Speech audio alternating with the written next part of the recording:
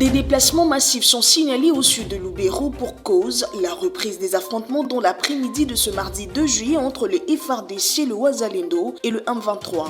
À l'initiative du patron de la justice congolaise, une nouvelle procédure de délivrance du certificat de nationalité congolaise est mise en place ce mardi, cela pour permettre de lutter contre les infiltrations massives.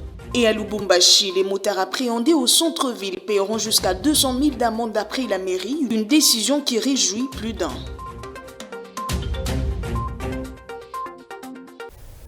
C'est l'heure de vous informer, Madame, Messieurs. Bonsoir et bienvenue à cette grande édition à la une de l'actualité. Des affrontements opposant l'armée, le Wazalendo rebelle M23 ont repris dans l'après-midi de ce mardi 2 juillet 2024 dans le sud de Lubero. Nous sommes dans le nord Kivu, bien sûr, par conséquence, des déplacements massifs vers la brousse. Regardez. C'est à hauteur de la localité de Kasségué, située à environ 20 km au nord de Kirumba, qui est le principal centre commercial du territoire de Lubero, que se sont déroulés les affrontements. Dans l'après-midi, les forces loyalistes ont lancé l'offensive contre les positionnements de l'agresseur. Les localités de Kasségué et Limbongo ont connu des déplacements massifs. Craignant le danger, les habitants ont jugé bon de vider leur village. L'on signale que le lundi 1er juillet, l'ennemi a cherché à contourner la barrière imposée par les forces armées de la République démocratique du Congo à hauteur de Alimbongo sur la nationale et sur l'axe Mbingi pour atteindre Lubero centre via Kasugo. Il est par ailleurs signalé que le rebelle aurait même effectué un repli stratégique vers Kirumba suite à la résistance rencontrée, ce qui pousse certains habitants de Kirumba et Kaina à se réfugier dans la brousse par peur d'éventuelles conséquences de ces affrontements, peut-on lire sur actualité.cd. Les coordinations provinciales, territoriales et urbaines de la société civile Forces vives de la République démocratique du Congo réunies en urgence ont formulé de nouvelles recommandations pour arrêter l'avancée de l'ennemi. Parmi ces recommandations, il est demandé au chef de l'État de remettre tout le commandement des opérations militaires à la 34e région militaire. Suivez. Au regard de la dégradation de la situation sécuritaire, nous recommandons au chef de l'État et commandant suprême de FARDC de remettre urgemment tout le commandement des opérations militaires à la 34e région militaire, comme ce fit en 2013 quand le FARDC avait défait militairement le M23 RDF. D'ordonner l'ouverture des combats généralisés sur toutes les lignes de front et mettre fin au cessez-le-feu unilatéral de FARDC. De déployer le militaire bien formé et bien équipé pour sécuriser les frontières de la RDC avec le Rwanda. D'ordonner les interpellations immédiates des officiers ayant abandonné les entités sans combattre. Recommandons aux volontaires pour la défense de la patrie du Nord Kivu de se mobiliser urgemment pour soutenir les FARDC à combattre au front afin de limiter les avancées du M23 RDF AFC, de s'abstenir d'écouter les messages invitant à ériger des barricades sur les routes, de couper les ponts ou de s'attaquer aux humanitaires, aux personnes et à leurs biens sur base des rumeurs. Nous recommandons à la population civile de ne pas céder aux manipulations et à la haine distillée par l'ennemi pour gagner du terrain, de s'abstenir de s'attaquer aux FARDC, aux humanitaires, aux personnes et à leurs biens pour ne pas donner à dire à l'ennemi. Ainsi fait à Goma le 1er juillet 2024. C'est signé John Banyene Balingene et tous les présidents territoriaux et urbains. Gardant le chapitre lié à la sécurité, l'avancée de l'ennemi réveille plus d'un. La population est appelée à la vigilance. C'est dans cette optique que le député provincial du Nord Kivu, Bienvenu Luchimbi, projette un échange le vendredi 5 juillet prochain avec toute la couche sociale de Butembo. Emeline Bedi-Kambidio. Vu de la situation qui traverse la ville, nous pensons que nous ne devons pas rester calmes. On devait accompagner les autorités urbaines, mais aussi les services, dans les soucis de conscientiser la jeunesse à travers les leaders. Nous serons avec les leaders de certains groupes, notamment les groupes de pression et d'autres, à la salle SIPA ce vendredi. Et nous serons accompagnés de l'honorable Saïdi Balekwisha. C'est dans le but d'essayer de conscientiser la population parce qu'ils s'observent déjà des dérapages. La vigilance à ville de Butembo s'est acquis et c'est un élément à capitaliser dans cette lutte contre les M23. Mais si nous n'organisons pas cette vigilance, elle va déboucher sur des dégâts contre des privés. Vous l'avez vu, les Makada qui a été touché, l'hôtel Believe qui a été touché. On veut éviter cela pour mieux canaliser la force de toute cette jeunesse qui s'est dit être prête à accompagner les services afin de restaurer le l'ordre. Il y a eu de morts, il y a eu des cas de 2 armes ravies aux militaires. On s'est dit on ne devait pas rester calme, on doit appuyer en quelque sorte. Voilà un peu le motif de notre rencontre avec le maire pour un peu mobiliser nos efforts afin d'aider que la ville retrouve un équilibre. Parce que le maire nous a rassuré que les services sont mobilisés pour ce qui est de cette menace M23. Les services ils sont tous mobilisés et donc on devait maintenant appuyer tous ces efforts. Et le vice-premier ministre, ministre de l'Intérieur, Sécurité, Décentralisation et Affaires coutumières, Jacquemaine Chabani, a échangé avec le caucus des députés nationaux élus de la province du Nord Kivu des stratégies en vue de mettre définitivement un terme à la situation d'insécurité qui perdure dans cette province ont été mises en place. L'occasion pour ces élus du peuple de formuler quelques propositions au VPM, Jacquemaine, qui à son tour les transmettront au président de la République, Félix Antoine Tshisekedi Tshilombo, c'était le lundi 1er juillet 2024 dans son cabinet de travail. Nico Kassandassine, ce reportage. Au cours de leur séance de travail avec le vice-premier ministre, ministre de l'Intérieur, Sécurité, Décentralisation et Affaires coutumières, Jacquemaine Chabani Luko, ces députés nationaux élus du Nord Kivu ont présenté au patron de la sécurité de la RDC la situation sécuritaire très préoccupante, particulièrement dans les localités occupées récemment par l'armée rwandaise. C'est ce que dit l'honorable Jacques Safari Ngandi, président du caucus de ces élus nationaux. Nous venons d'avoir une séance de travail avec son Excellence, Monsieur le Vice-Premier ministre, ministre de l'Intérieur, et cela fait suite à plusieurs audiences que nous avons eues, notamment avec le Vice-Premier ministre, ministre de la Défense et le président de l'Assemblée nationale autour de la question sécuritaire du Nord Kivu. Nous avons présenté toute la situation qui se passe au Nord Kivu, notamment la situation de l'agression au Nord Kivu. Vous savez que notre pays est agressé par le Rwanda. Nous avons été plus explicites par rapport à la situation des localités qui sont tombées entre les mains de l'armée rwandaise. Ces représentants du peuple ont formulé quelques recommandations au VPM de l'Intérieur Jacquemaine Chabani, question de mettre définitivement un terme à l'insécurité qui sévit dans cette partie du pays qui n'a que trop duré. Nous avons fait des propositions par rapport à cette situation, comment on peut récupérer les localités que nous avons perdues. Et nous avons demandé au vice-premier ministre, ministre de l'Intérieur, d'amener toutes nos propositions auprès du président de la République que nous pourrons également rencontrer incessamment. Très réceptif à leurs propositions, le patron de la sécurité nationale le rapportera à son tour au chef de l'État et garant de la nation, Félix Antoine Tshisekedi Tshilombo. Signalons qu'avant cette séance de travail, ces députés nationaux avaient rencontré le vice-premier ministre, ministre de la Défense nationale ainsi que le président de l'Assemblée nationale. Initiation ce mardi d'une nouvelle procédure des délivrances du certificat de nationalité congolaise. À en croire le communiqué du ministère de la Justice publié ce mardi 2 juillet 2024, cette initiative va permettre de lutter contre les infiltrations massives dues à la délivrance du dit certificat à des personnes n'ayant pas de la nationalité congolaise. Cette opération est désormais soumise à l'avis favorable de l'Agence nationale de renseignement et de la Direction générale fédérale de migration qui ont pour mission de vérifier rigoureusement sur toute l'étendue de la République que les demandeurs ont véritablement la nationalité congolaise.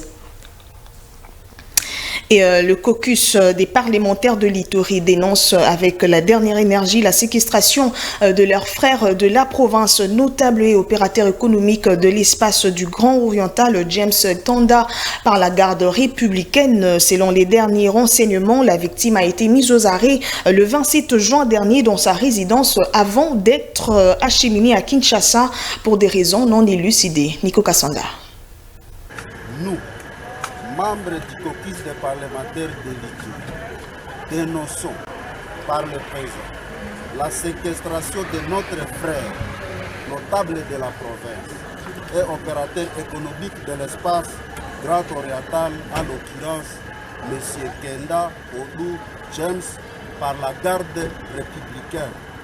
En effet, c'est depuis le 27 mai 2024 que le 6 national a été arrêté à sa résidence pour être transféré à Kinshasa par la garde républicaine pour une raison non encore élucidée à ce jour et continue à être séquestré dans un lieu inconnu après avoir vraisemblablement été détenu à l'Agence nationale des renseignements, sans droit de visite de sa femme, ses enfants et même ses conseils, en violation flagrante des articles 18 et 19 de la Constitution de la République démocratique du Congo. Étant donné que cette procédure viole les droits les plus élémentaires garantis à tout citoyen par la dite Constitution et tous les autres instruments juridiques internationaux ratifiés par la République démocratique du Congo, notamment c'est relatif à la signification du motif de l'arrestation au prévenu, l'accès de ces derniers aux membres de sa famille ainsi qu'à ses conseils, sans oublier sa présentation devant ce juge naturel pour présenter les moyens de sa défense. Nos démarches auprès de diverses autorités n'ayant pas produit des effets escomptés, nous recourons à l'arbitrage du chef de l'État, son Excellence Félix Antoine Tshisekedi, magistrat suprême et garant du bon fonctionnement des institutions et qui prône l'état de droit à la République démocratique du Congo, pour que M. Kenda Odou James soit présenté devant son juge naturel.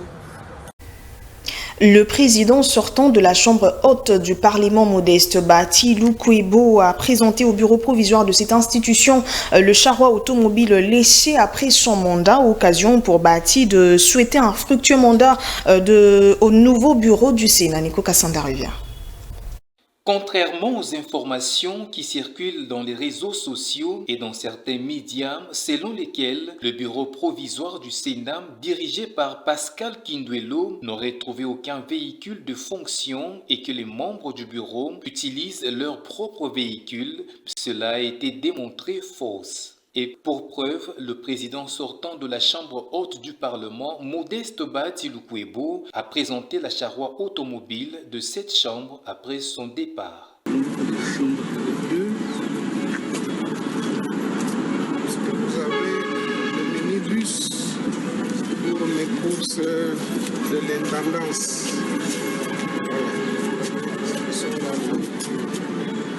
La Jeep d'escorte va être remise à la maison militaire.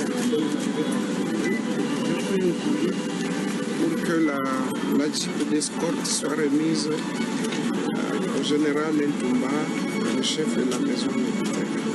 Je fais un courrier dans ce sens, dont une copie vous est réservée. Voilà. Je vous souhaite en tout cas. La présentation de ces véhicules vient ainsi couper court à ces informations erronées.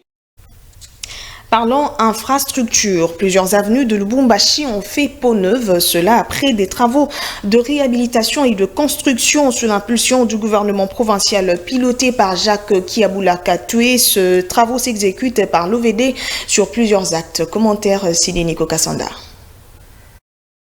Ces travaux s'exécutent dans le cadre du PR 2022 bis, rendu possible grâce à l'intervention personnelle du gouverneur du Haut-Katanga, Jacques Kiabula Katwe, auprès du Fonds national d'entretien routier FONER, qui finance des travaux confiés à l'Office de voirie et drainage sous la boucle Ngombe au quartier Golfe Le Battant. La finisseuse mise à la disposition de l'OVD par le gouvernement Kiabula tourne à plein régime.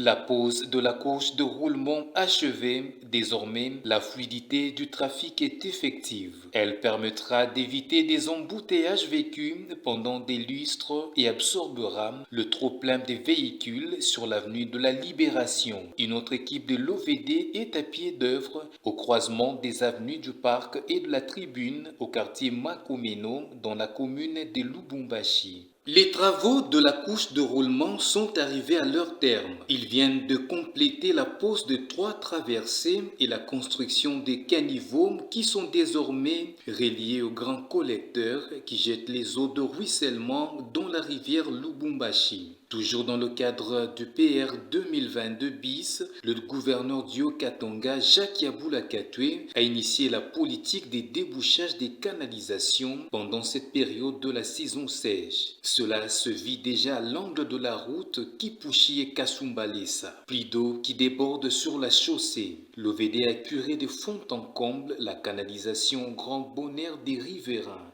Avant, l'eau restait en cours dans la route et dérangeait les gens. Mais quand de l'OVD sont venus, ils ont donné quand même une chose très exacte, très normalement à l'eau. Et l'eau a pris maintenant la canalisation vers là où on a conduit la canalisation. Le programme d'entretien routier prévoit dans le prochain jour la fermeture à la circulation de l'avenue Ngongolutete pour des travaux d'asphaltage.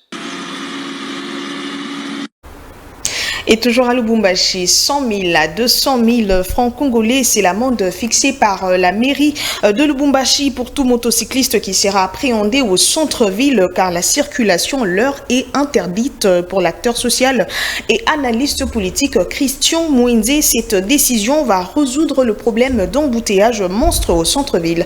Il a été joint pour vous par Emeline Benikombedio. Plusieurs accidents sur le centre-ville de Lubumbashi et multiples embouteillages ont pour cause la circulation incontrôlée des motos et tricycles. Cette décision vaut son pesant d'or. C'est vraiment une décision salvatrice. Elle est vraiment en faveur de la population louchoise. D'autant plus que, avant même la prise de cette décision, il y avait des motards qui faisaient n'importe quoi, qui roulaient en pêle-mêle au centre-ville de Lubumbashi. Alors ça avait créé aussi un embouteillage là sans limite. Alors, je pense que cette idée-là va soulager aussi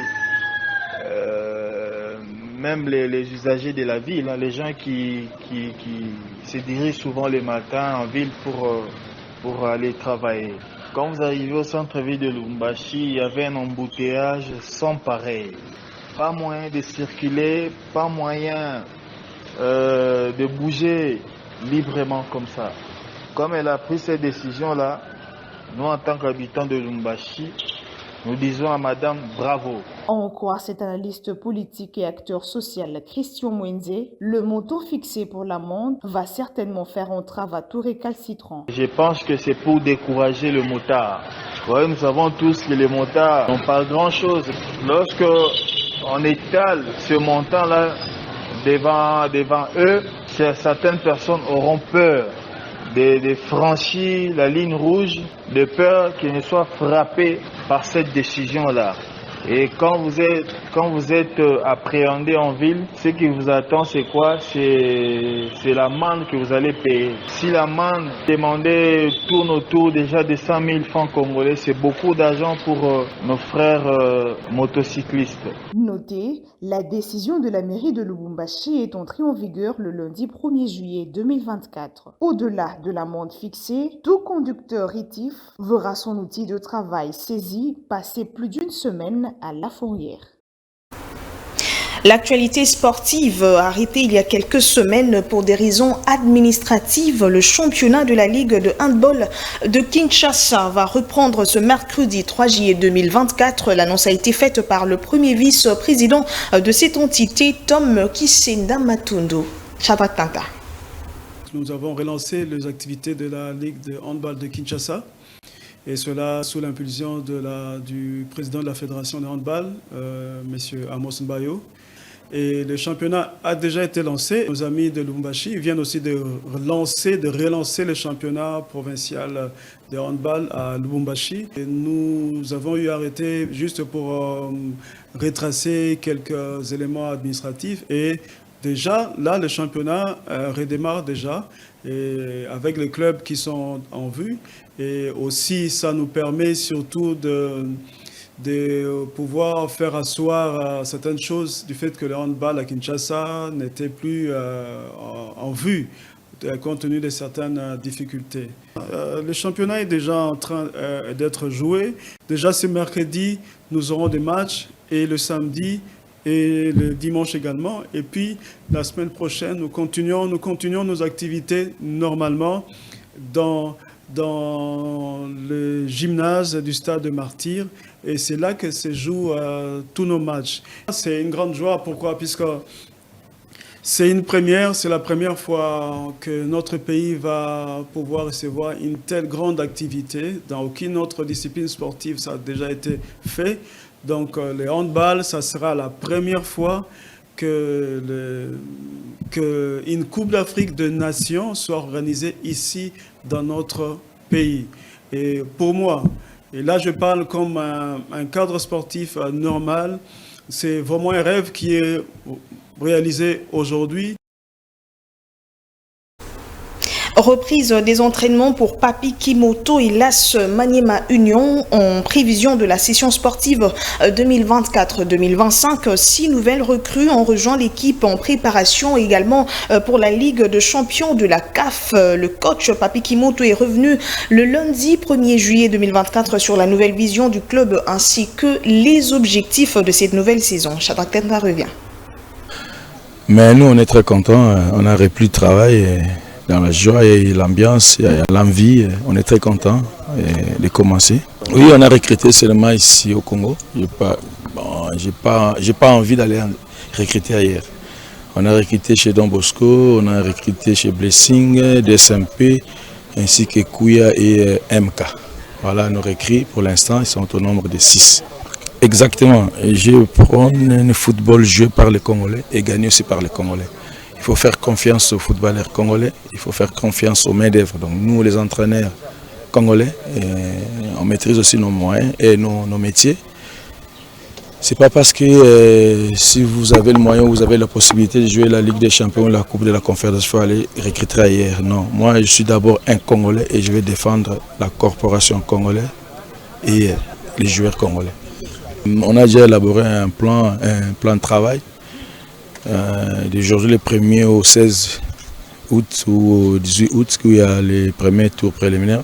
On ne connaît pas encore l'adversaire, mais il y a 3 périodes de préparation qui est 15 jours. Dans ces périodes-là, on est en capacité d'endurance. Endurance fondamentale, renforcement musculaire ainsi que la mobilité. Donc pendant 15 jours, l'accent sera mis par là et travaille tout aspect tactique, physique, technique et ainsi que le mental. On a déjà notre groupe, on a un bon groupe de 15 joueurs très talentueux qui jouent bien, qui vivent très bien ensemble. C'est pour cela que je n'ai pas voulu chambouler les groupes, je n'ai pas voulu aller chercher des étrangers ou peut-être si on aura un étranger, c'est MVP, celui qui va améliorer ou amener notre équipe plus haut que possible. Pour l'instant, on n'a pas encore trouvé. Et voilà qui met fin à cette grande édition, Madame, Messieurs. Nous vous rappelons le grand titre. Des déplacements massifs sont signalés au sud de Lubero pour cause la reprise des affrontements dans l'après-midi de ce mardi 2 juillet entre le FARDC, le Wazalendo et le M23. À l'initiative du patron de la justice congolaise, une nouvelle procédure de délivrance du certificat de nationalité congolaise est mise en place ce mardi. Cela pour permettre de lutter contre les infiltrations massives. Et à Lubumbashi, les motards appréhendés au centre-ville paieront jusqu'à 200 000 d'amende d'après la mairie, une décision qui réjouit plus d'un. Rachel Ada-Saliwala vous présentera le bulletin de 13h demain. Moi, je reviendrai à 19h30 pour la grande édition. D'ici là, portez-vous bien. Au revoir et bonsoir chez vous.